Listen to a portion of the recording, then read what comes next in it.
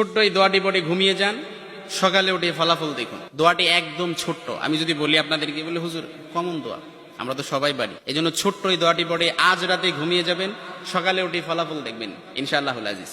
আপনি মাথা থেকে বোঝা নামিয়ে ফেললে যেরকম হালকা হয়, আপনি এরকম হালকা মনে করবেন।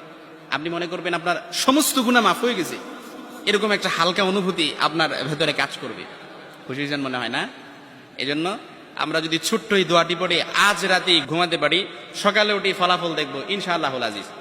আমি যদি আপনাদেরকে হাদিসের টেক্সট শোনাই, হযরত যায়েদ রাদিয়াল্লাহু তাআলা আনহু থেকে বর্ণিত, রাসূল সাল্লাল্লাহু আলাইহি সাল্লাম বলেন, হাদিসের স্পষ্ট নারেশন হচ্ছে, যে ব্যক্তি রাত্রিবেলা 3 বার এই দোয়াটি পড়ে ঘুমিয়ে যাবে, সকালে উঠে আল্লাহ তাআলা তার সমস্ত গুনাহ মাফ করে দিবে।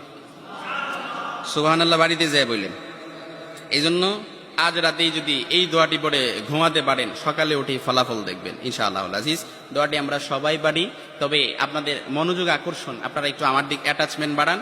আমি আপনাদেরকে বলতেছি, সবাই পারি, আমার সাথে একটু ঠোঁট মিলাবেন। আস্তাগফিরুল্লাহাল্লাযী লা ইলাহা ইল্লা হুয়াল হাইয়ুল কাইয়্যুম ওয়া আতুবু ইলাইহি লা হাওলা ওয়ালা কুওয়াতা ইল্লা বিল্লাহিল আলিয়্যিল আযীম।